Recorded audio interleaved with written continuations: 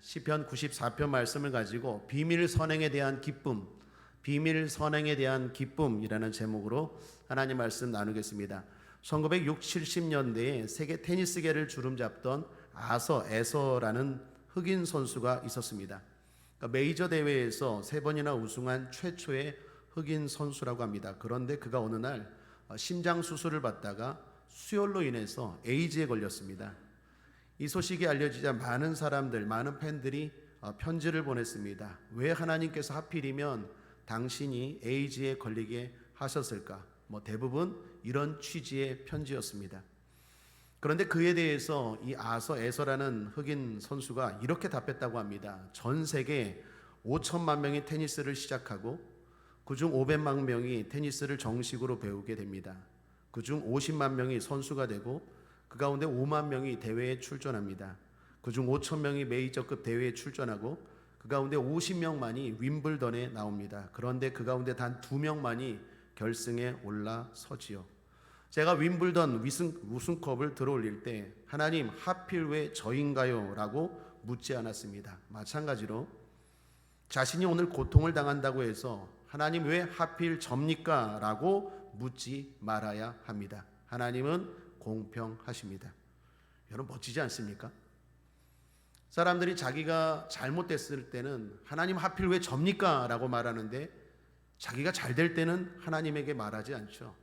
내가 잘나서, 내가 노력해서, 내가 지혜로워서 잘 됐다라고 생각하는 게 사람들의 심리 아닙니까? 그런데 이 에서라는 사람은 이런 멋진 신앙의 고백을 했다라는 것입니다. 여러분 세상이 공평하다고 생각합니까? 아니면 불공평하다고 생각하십니까? 공평합니다. 왜요? 하나님이 세상을 다스리시기 때문에. 믿습니까? 공평하신 하나님이 세상을 다스리기 때문에 세상이 공평합니다. 오늘 시편의 저자도 그걸 알고 있어요. 그래서 이렇게 말합니다. 1절에 여호와여 보수하시는 하나님이요 빛을 비추소서. 보수하시는 하나님이라는 말을 2번이나 강조하죠. 죄에 대해서는 복수, 상에 대해서는 보상하신다는 것입니다. 그 하나님 때문에 세상은 공평하다라는 거예요. 그런데 현실은 어떻습니까? 현실은 그렇지 않을 때가 많아요. 우리 눈에는 불공평해 보이는 게 사실입니다. 악한 자가 잘 돼요. 강한 자가 잘 됩니다. 우리 주변에도 보면 불의를 행하는 사람들이 얼마나 잘 먹고 잘 삽니까? 실력보다 백을 써서 좋은 직장, 좋은 자리에 들어가는 사람들, 반대로 힘이 없어서 싫은 자리, 불편한 자리에 내몰리는 사람들 얼마나 많습니까? 권력을 이용해서 혜택을 누립니다. 컨닝을 해서 시험을 잘 봅니다. 돈이 있다고 해서 있던 죄도 무죄가 되고 돈이 없는 사람은 없던 죄도 뒤집어 쓰는 경우가 우리 주변에 얼마나 많습니까? 부패지수라는 것이 있습니다. 국제투명성 기구에서 각국의 부패 정도를 지수화해서 발표하는 것인데 부패지수가 100에 가까울수록 청렴한 나라고 낮을수록 정치경제적으로 불공평하고 부패한 나라라고 하는데 우리나라 몇 위일까요? 2012년에 45위였고 작년에는 2021년에는 공동 32위였다고 합니다. 참고로 아시아에서 싱가포르 4위, 홍콩 10위, 일본 18위입니다. 우리나라가 조금 좋아졌다고 하지만 여전히 그것도 아시아에서도 많이 뒤처지는 나라, 부패한 나라, 불공평한 나라가 대한민국입니다. 이게 현실입니다. 교회에서는 하나님이 다스린다고 공평하다고 말하는데 당장 문 밖에 나가면 불공평하고 불의한 일들이 우리 눈앞에 있죠. 오늘 시편의 저자도 그 갈등 가운데 있어요. 그래서 이렇게 말합니다. 3절이요. 여호와여 악인이 언제까지 개가를 부르리까? 2번이나 말해요. 답답하다는 거죠. 악인이 언제까지 저렇게 악한 사람들이 언제까지 개가를 부르리까? 개가가 뭐죠? 승전가예요. 왜 저렇게 크게 또 승리했어 하나님 도대체 뭐 하십니까? 악인이 언제까지 저렇게 잘 된다고 승리의 개가를 부르도록 내버려 두십니까? 라고 탄식합니다. 여러분 머리로는 알겠어요. 아멘이에요. 그런데 당장 내가 처한 직장, 내가 처한 사업장, 내가 만나는 사람들 보면 이건 도대체 불공평해요. 그때 우리 안에서 터져 나오죠. 나도 모르게 하나님 언제까지? 교회에서는 예배드리고 아멘하고 행복합니다라고 고백하지만 현장에 가면 그 행복이 하루아침에 사라지게 만드는 일들이 얼마나 많습니까? 그래서 나도 모르게 하나님 도대체 뭐 하십니까? 왜 저렇게 악인이 잘되게 만드십니까? 라고 말하죠. 이게 믿는 자들의 딜레마인 것 같아요. 갈등이 있어요. 혼란이 있습니다. 그런데 오늘 이 시편에서 주목해야 되는 것은 반전이 일어나요. 8절을 보십시오. 8절부터 이 사람이 확 바뀌어요. 함께 읽겠습니다. 시작. 백성 중 우준한 자들아 너희는 생각하라. 무지한 자들아 너희가 언제나 지혜로울고. 갑자기 어리석은 자들아 즉 악인들아 잘 생각해봐라. 얼마나 가야 지혜롭겠느냐 라고 경고해요. 그런 경고가 11절까지 이어집니다. 좀 전까지 하나님 도대체 뭐 하십니까 했던 사람이 갑자기 생각이 달라요. 톤이 달라져요. 말이 달라졌어요. 12절부터는 권면입니다. 의롭게 사는 자들에게 권면해요. 12절 여호와여 주의 징벌을 당하며 주의 법으로 교훈하심을 받는 자가 복이 있나니.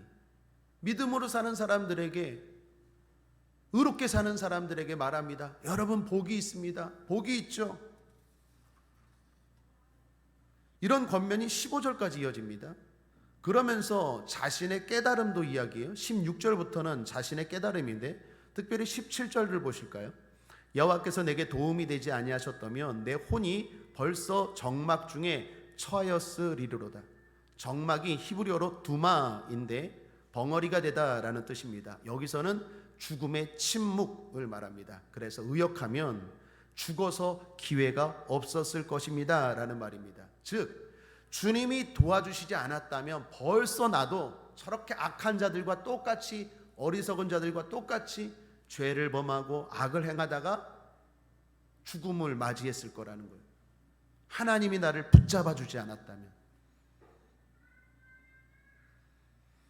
그러면서 19절에도 이런 말을 합니다. 제가 좋아하는 말씀이에요. 19절 함께 읽겠습니다. 시작. 내 속에 생각이 많을 때에 주의 위안이 내 영혼을 즐겁게 하시나이다. 한번 따라 할까요? 내 속에 생각이 많을 때에 주의 위안이 내 영혼을 즐겁게 하시나이다. 여러분 멋진 말씀 아닙니까? 생각이 많아요. 복잡해요. 갈등해요. 그런데 하나님이 위로하신대요. 그리고 마지막입니다. 확신의 말을 해요. 22, 23절입니다.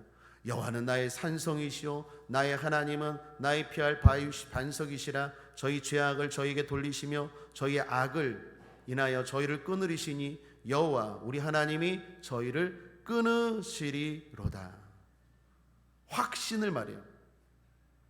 여러분 잘 보시면 오늘 시편은 그냥 통으로 한 편인 것 같지만 크게 두 단락입니다. 1절부터 7절, 8절부터 끝절이에요. 앞에는 억울해요, 답답해요, 혼란스러워요 하다가 갑자기 뒤에는 평안해요, 깨달음과 확신으로 넘쳐요. 좀 전까지 세상은 불공평해요. 주님 언제까지 그렇게 내버려 두실 것입니까? 막 따지던 사람이 갑자기 믿음 없이 부유한 자들아 정신 차려라. 믿음으로 사시는 분들, 주일 저녁 예배 드리는 분들, 추수감사 주일 예배 드리는 분들 힘내십시오. 주님 감사합니다. 주님 은혜 아니면 저도 저렇게 어리석은 자처럼 죽음 이후도 모르고 악을 행하고 죄를 범하고 살았을 것입니다. 주님 감사합니다. 확신합니다. 하나님이 결국 악인을 심판하시고 의인은 축복하실 것입니다. 나는 믿습니다. 도대체 이 사람 어떻게 이렇게 변한 걸까요? 갑자기 돌변했어요. 7절과 8절 그 사이에 그냥 한 절이지만 놀라운 변화가 일어났어요. 왜 이런 변화가 일어날까요? 오늘 우리도 마찬가지입니다. 하늘 시민권을 가졌지만 이 땅을 살아가는 그 사이에서 갈등하고 그 간격 가운데서 괴로워하고 탄식하는, 때로는 절망하고 고민하는 여러분들, 이 전환, 이 변환 어떻게 해야 될까요? 답은 기도입니다. 기도하면 아는 대로 믿는 대로 살 수 있어요. 기도하지 않으면 머리로는 알아요. 하나님이 세상을 다스리시지, 공평하시지. 그런데 불공평한 세상에 나아가 보면 그렇지 않아요. 그래서 순간 타협하고, 그래서 나도 동조하고, 그래서 세상과 빛으로 살지 못하고 그들과 어울려 좋은 게 좋은 거지, 두 가지의 모습으로 살아가요. 주일날 교회에 와서 가면 쓰고 또 세상에 나가서 가면 벗고 힘든 삶이죠. 답은 뭐라고요? 기도입니다.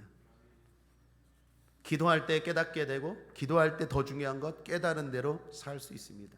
사랑 여러분, 기도는 능력입니다. 기도는 성도의 권리이자 권세이자 권능입니다. 주님은 기도를 천국 열쇠라고까지 하셨죠. 기도의 이런 복은 크게 세 가지로 나눌 수 있습니다. 첫 번째, 문제 해결입니다. 마태복음 17장 기도와 관련된 말씀인데 20절에 보면 너희가 만일 믿음이 한 겨자씨만큼만 있으면 이 산을 명하여 여기서 저기로 옮기라 하여도 옮길 것이요 또 너희가 못할 것이 없으리라. 기도하면 하나님이 산과 같은 문제를 해결해 주신다라는 것입니다. 출애굽기 17장에 보면 이스라엘 백성들이 먹을 물이 없게 되었습니다. 문제가 생겼죠. 백성들은 원망합니다. 그러나 지도자 모세는 기도합니다. 여러분, 문제 앞에 기도하는 사람이 지도자입니다. 엎드리는 사람이 지도자입니다. 목사가 지도자가 아니고, 재직이 지도자가 아니고, 신앙생활 오래 했고 무슨 제자 훈련을 받았다고 지도자가 아니라 문제를 딱 만나보면 알아요. 리트머스 시험지처럼 문제를 딱 경험했을 때 그 사람이 엎드리면 지도자예요. 엎드리면 믿음의 사람이에요. 그렇지 못하고 불평하고 원망하면 여전히 목사여도 믿음이 없는 사람이요, 여전히 훈련받아도 아직 갈 길이 먼 사람입니다. 모세는 엎드리죠.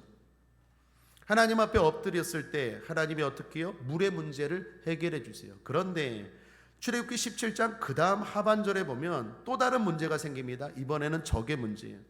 여러분 알다시피 아말렉이 공격합니다. 그때도 어떻게 합니까? 모세가 기도하죠. 여호수아가 나가서 싸우고 모세는 산에 올라가서 기도합니다. 기도의 힘이 떨어지니까 아론과 훌이 손을 받쳐서 끝까지 기도하죠. 결국 끝장을 뭐가 냅니까? 기도가 내죠. 출애굽기 17장, 마태복음 17장 여러분께 권면합니다. 기도에 대한 두 가지 중요한 장입니다. 외우기도 쉽죠? 17장, 17장. 출애굽기 17장 하나님이 이스라엘 백성들, 구원하신 이스라엘 백성들에게 가르쳐주는 메시지가 뭡니까? 기도하라는 거예요. 물의 문제는 내적인 문제예요. 적의 문제는 외적인 문제예요. 물의 문제이든지 아말렉과 같은 적의 문제이든지 오직 답은 공통적으로 기도라는 거예요. 사랑하는 여러분, 기도로 해결하십시오. 성도는 기도로 해결하는 사람입니다. 제가 늘 강조하죠. 내가 뛰면 내가 뛰는 것으로 끝나지만 내가 엎드리면 하나님이 뛰십니다. 하나님을 뛰게 만들어야죠. 뭘 그렇게 발발거리고 뛰어다닙니까? 그런다고 됩니까? 기도하면 문제가 해결됩니다. 두 번째, 기도하면 소원이 이루어집니다. 기도에 대한 확실하고 간결한 진리의 말씀이 무엇입니까? 마태복음 7장 7절 구하라 그러면 너에게 주실 것이요 찾으라 그러면 찾을 것이요 문을 두드리라 그러면 너에게 열릴 것이니 구하는 이마다 얻을 것이요 찾는 이가 찾을 것이요 두드리는 이에게 열릴 것이니라. 원하는 게 있습니까? 구하십시오. 야고보서 4장 2절에 너희가 얻지 못하면 구하지 아니하며. 간단합니다. 왜 없습니까? 안 구했잖아요. 구하면 주신다니까요. 지혜도 구하시고 능력도 구하시고 건강도 구하시고 하나님 앞에 구하시길 바랍니다. 우리 주변의 기도응답에 대한 이야기는 너무나 많죠. 너무나 많아서 말해야 소용없을 정도로 너무나 당연한 이야기입니다. 좋아하는 복음성가 가운데 하나님 한 번도 나를 이라는 복음성가가 있습니다. 가사가 이렇죠. 하나님 한 번도 나를 실망시킨 적 없으시고 언제나 공평과 은혜로 나를 지키셨네. 오 신실하신 주, 오 신실하신 주, 내 너를 떠나지도 않으리라, 내 너를 버리지도 않으리라. 약속하셨던 주님, 그 약속을 지키사 이후로도 영원토록 나를 지키시리라 확신하네. 2절이 어떻습니까? 2절이 참 좋아요. 지나온 모든 세월을 돌아보아도 그 어느 것 하나 주의 손길 안 미친 것 전혀 없네. 여러분 가만히 생각해 보십시오. 지나온 세월들 가만히 생각해 보면 주의 손길 안 미친 것 하나도 없잖아요. 그래서 돌아보면 감사입니다. 영어로 땡큐, 감사의 어원이 think하고 같다고 하죠. 생각해보면 땡큐 할 수 있어요. 잘 생각해 보십시오. 하나님의 손길이 안 미친 곳 하나도 없습니다. 기도가 안 이루어진 것 하나도 없어요. 제 인생도 그래요. 내가 왜 이렇게 잘 살고 있지? 가만 생각해 보니까 그때 기도한 게 다 이루어졌어요. 구하십시오. 얻지 못함은 구하지 아니하며. 자, 그런데 기도하는데 믿음을 가지고 기도하십시오. 제가 좋아하는 말 가운데 이런 말이 있습니다. 서면 벽, 밀면 문. 한번 따라할까요? 서면 벽, 밀면 문. 기도로 밀으십시오. 벽이 아니라 문이라니까요. 곰이라는 말도 거꾸로 하면 문이라면서요. 믿는다면서, 하나님을 의지한다면서 기도로 밀면 벽이 아니라 문이었어요. 착각이 할 수 있어요.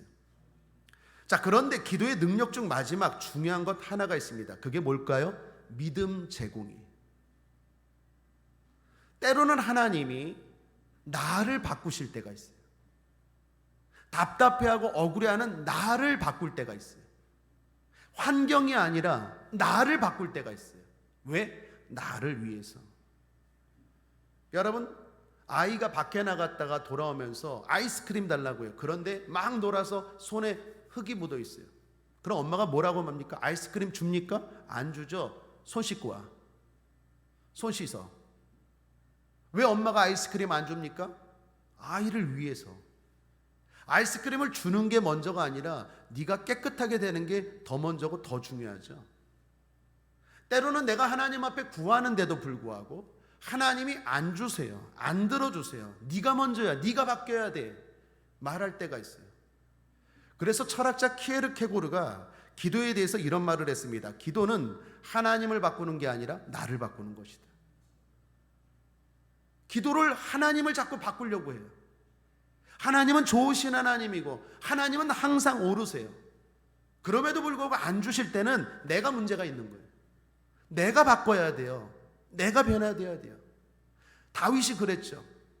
예수님도 그랬죠. 겟세마네 동산에서 예수님 기도하셨습니다. 땀방울이 핏방울 되도록 기도하셔서 받은 응답이 뭡니까? 내가 바꿔야 되겠구나. 그리고 죽으러 가셨어요. 하나님 이 십자가 지고 싶지 않아요. 엘리엘이 라마 사박다니 이 십자가 벗어나게 하여 주옵소서라고 기도하다가 하나님이 맞구나. 내가 바꿔야 되겠구나. 그리고 어떻게 해요? 십자가 하나님의 뜻대로 십자가 지셨어요. 결론은 하나님이 모든 이름 위에 뛰어난 이름으로 지극히 높여. 하나님이 오르세요. 그래서 때로는 내가 싫은데 내가 원하지 않은데 나보고 바꾸래요. 그때는 내가 바꿔야 돼요. 내 생각, 내 고집, 내 뜻을 바꿔야 될 줄 믿습니다. 그러므로 사랑하는 여러분, 오늘 시편 기자는 세 번째에 해당돼요. 하나님 왜 세상이 저렇습니까? 하나님 바꾸어 주옵소서. 빨리빨리 심판하시고 악인들은 벌을 받고 예수 안 믿는 저런 악한 사람들은 심판을 받고 예수 잘 믿는 사람은 복을 주세요 라고 하나님 앞에 기도하는데 기도하다 보니까 성령이 깨닫게 하세요. 하나님은 다 뜻이 있구나. 인생이 길구나. 영생이 있구나. 죽음 이후의 세계도 있구나. 내가 근시안 쪽으로 생각했구나. 내 생각이 변화되어야겠구나 라는 게 오늘 시편 기자의 모습입니다. 사랑하는 여러분, 기도하시고 생각을 바꾸고 마음을 바꾸십시오. 하나님은 공평하십니다. 단지 내 눈에 불공평해 보이는 거지 하나님은 반드시 공평하세요. 한번 따라하겠습니다. 하나님은 공평하십니다. 진리예요. 억울해하지 마십시오. 자, 결론입니다. 그걸 아는 사람은 어떻게 살아갈까요? 오늘 설교 제목이요. 비밀 선행. 한마디로 비선이에요. 비선. 비밀 선행에 대해서 억울해하지 않아요. 답답해하지 않아요. 여러분, 예수님이 마태복음 6장에서 이런 말씀하셨습니다. 6장 4절에 내 구제함이 은밀하게 하라. 은밀한 중에 보시는 너희 아버지가 갚으시리라. 마태복음 6장 6절에 너는 기도할 때 내 골방에 들어가 문을 닫고 은밀한 중에 계신 내 아버지께 기도하라. 은밀한 중에 보시는 내 아버지께서 갚으시리라. 마태복음 6장 18절 이는 금식하는 자로 사람에게 보이지 않고 오직 은밀한 중에 계신 내 아버지께 보이게 하려 함이라. 은밀한 중에 보시는 내 아버지께서 갚으시리라. 여러분, 성도에게 가장 중요한 세 가지가 뭡니까? 구제, 기도, 금식인데 주님이 뭐라고 말해요? 은밀한 중에 갚으신대요. 공통점이 뭐예요? 은밀한 중에 갚으신대요. 무슨 말입니까? 억울해하지 않아요. 하나님 도대체 뭐 하십니까? 내가 이렇게 하는데 뭐 하십니까? 내가 이것도 했잖아요. 내가 이렇게 했잖아요. 하나님 공평한 건 맞습니까? 그렇게 생각하지 않아요. 공평하신 하나님을 믿는다면 누가 보든 안 보든 선행으로 살고 믿음으로 살고 구제하고 살고 금식하고 살고 아멘도 안 하시네 기도하고 살아요. 믿습니까? 하나님 보고 계세요. 주일 오후 예배 드릴 때마다 성도들이 많이 안 나와서 마음이 아파요. 그럼에도 불구하고 이 예배를 드릴 때마다 가장 행복합니다 고백하는 이유가 뭘까요? 하나님이 은밀한 중에 갚으시리라. 여러분의 삶에 은밀한 일들, 은밀한 선행에 대해서 답답해하지 마세요. 나는 이렇게 착하게 살았는데, 나는 이렇게 믿음으로 살았는데, 저렇게 악한 사람은 잘 되고 나는 이게 뭐예요? 하지 마세요. 하나님 공평하세요. 반드시 갚아주세요. 갚아주시는데 특징이 있어요. 늦게 갚아질수록 따따블이에요. 이자가 커요. 금리가 높아요. 땅에서 받으려고 하지 마세요. 하늘에서 받으면 훨씬 더 좋은 거예요. 그러므로 사랑하는 여러분, 공평하신 하나님 잊지 않고 믿음으로 살아가는 저와 여러분 되시기를 주님의 이름으로 축복합니다. 오늘 1절 말씀 끝으로 함께 읽겠습니다. 시작.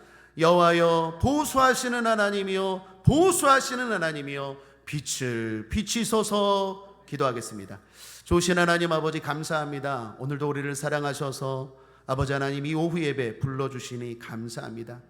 세상이 억울하고 답답하고 불공평한 것 때문에 아버지 하나님 때로는 좌절하고 원망스러울 때가 불평하고 불만할 때가 있지만 하나님은 공평하신 하나님, 하나님은 보수하시는 하나님임을 기억하고 은밀한 가운데서도 날마다 믿음으로 살아가는 우리 모든 국제아모니교회 성도들 되게 하여 주시옵소서. 하나님이 다 갚아 주실 줄 믿습니다. 그 하나님 앞에서 믿음으로 살게 하시고 선하게 살게 하시고 착하게 살게 하시고 기도하게 하시고 금식하게 하시고 나누고 베풀고 드리며 살아가는 하나님의 거룩한 백성들 되게 하여 주시옵소서. 감사드리며 예수님의 이름으로 축복하고 기도했습니다. 아멘.